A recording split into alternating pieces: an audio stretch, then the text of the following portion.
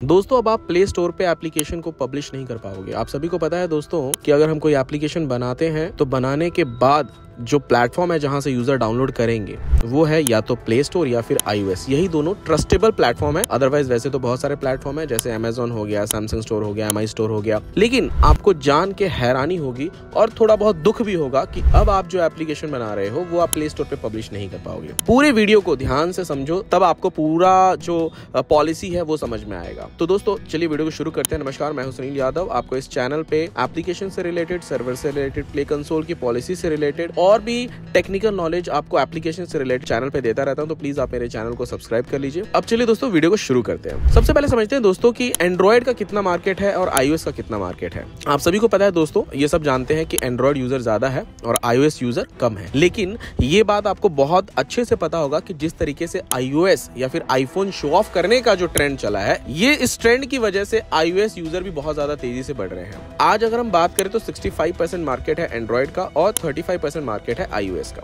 लेकिन आपको एक चीज और समझना पड़ेगा कि आप कोई भी एप्लीकेशन बनाइए, यही दो प्लेटफॉर्म हैं जहां से यूजर्स अपने मोबाइल में, अपने डिवाइस में एप्लीकेशन को डाउनलोड करते हैं, फिर वो चाहे प्ले स्टोर हो या फिर ऐप स्टोर। यही दो प्लेटफॉर्म है जहां से यूजर्स एप्लीकेशन अपने डिवाइस में इंस्टॉल करके यूज करते हैं। क्या हो कि आपने बहुत मुश्किल से, बहुत मशक्कत से, बहुत इन्वेस्टमेंट लगा के अपना एक एप्लीकेशन बनाया और वो एप्लीकेशन आपका प्ले स्टोर पे लाइव ही नहीं हो पाया। मतलब यूजर्स को वेबसाइट्स वगैरह से डाउनलोड करना पड़ रहा है या फिर कोई थर्ड पार्टी स्टोर से डाउनलोड करना पड़ रहा है। अगर ऐसा हो तो क्या हो ही रहा है ऑब्वियसली, जो आपको मैं बताने वाला हूँ। ऑब्वियसली ये सारी चीजें अभी पूरा कंप्लीटली होने वाला है, पर पूरे पॉलिसी को ध्यान से समझो तो आप समझ पाओगे कि अभी क्या नया पॉलिसी लाया है प्ले स्टोर ने और ये पॉलिसी क्यों लाया। पहले अपन ये समझ लेते हैं, फिर पॉलिसी क्या है उसके बारे में समझेंगे। ठीक है, आप सभी को पता है दोस्तों, बहुत सारे फेक एप्लीकेशन प्ले स्टोर पे डेली पब्लिश हो जाते हैं। आप सभी को बता दूं दोस्तों, डेली हजारों एप्लीकेशन प्ले स्टोर पे पब्लिश होते हैं, जिसमें से तो कितने सारे कॉपी एप्लीकेशन होते हैं, सेम एप्लीकेशन होते हैं, बहुत सारे तो फेक एप्लीकेशन होते हैं, बहुत सारे एप्लीकेशन में तो इतने सारे एडवर्टाइजमेंट होते हैं। मतलब सिर्फ पैसा कमाने के लिए एप्लीकेशन को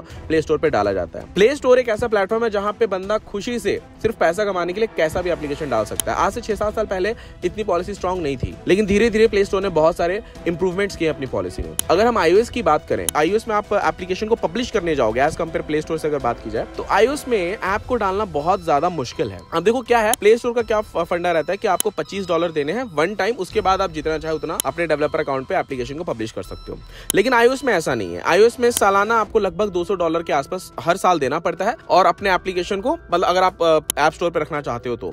और जब आप पब्लिश भी करते हो ना, उस टाइम पे भी बहुत ज्यादा स्ट्रिक्टनेस से वो चेक करता है, छोटी छोटी चीजों को वो ध्यान रखता है ना। जब भी आप उसे पब्लिश करोगे तो वो आपके स्क्रीनशॉट्स को देखेगा, आपने उसमें क्या कंटेंट डाला है, बहुत बारीकी से चेक करेगा। खैर वो उतना पैसा भी ले रहा है आपसे, इसीलिए आपको ऐप स्टोर पे क्रिंज एप्लीकेशन, फेक एप्लीकेशन, फालतू के एप्लीकेशन आपको देखने को नहीं मिलेंगे। लेकिन ये चीज प्ले स्टोर में नहीं है, इसीलिए प्ले स्टोर की पॉलिसी को थोड़ा चेंज किया गया है। अब पॉलिसी क्या है उसको समझिए। पॉलिसी दोस्तों ये है, अगर आप अब 13 नवंबर 2023 से, डेट को समझिए, डेट को भी याद रखिए, 13 नवंबर 2023 के बाद अगर आप एक नया कंसोल अकाउंट खरीदते हैं, उसके ऊपर अगर आप एप्लीकेशन को पब्लिश करते हैं, तो आपको पब्लिश करने के पहले अपने 20 फ्रेंड्स को वो एप्लीकेशन देना है या 20 डिवाइसेस में वो एप्लीकेशन इंस्टॉल होना चाहिए। डेली 20 दिन तक वो ओपन होते रहना चाहिए, मतलब यूज में आना चाहिए एप्लीकेशन। उसके बाद ही आप प्ले स्टोर पे डाल पाओगे, तभी आपको प्ले स्टोर अप्रूवल देगा एप्लीकेशन को पब्लिश करने के लिए। अब देखो क्या है, इंडिपेंडेंट डेवलपर्स भी बहुत सारे रहते हैं जो मतलब खुद से एप्लीकेशन बना के डालते रहते हैं प्ले स्टोर पे अर्निंग के लिए। उनके लिए तो बहुत बड़ी समस्या है, क्योंकि जहां तक मैं समझता हूं डेवलपर्स के ज्यादा फ्रेंड होते नहीं, क्योंकि वो कोडिंग की दुनिया में गुम रहते हैं। ठीक है, अब अगर आप बिजनेस पर्पस के लिए भी एप्लीकेशन बना रहे हो तो भी आपको 20 दिन तक कम से कम खुद से टेस्टिंग करना। अब ये क्यों उसने रूल्स बनाया है, क्योंकि यहाँ पे क्या होगा कि जब आप सीरियस हो गए अपने एप्लीकेशन को लेके, तभी आप 20 डिवाइस में या फिर 20 लोगों को दोगे इंस्टॉल करने के लिए, टेस्टिंग हार्ड करोगे। वरना क्या होता था, एप्लीकेशन टेस्टिंग होती नहीं थी, फटाफट कोई भी डाल देता था प्ले स्टोर। तो ये थोड़ा हार्ड हो चुका था, मतलब इसको मेंटेन करना। आपको देखो,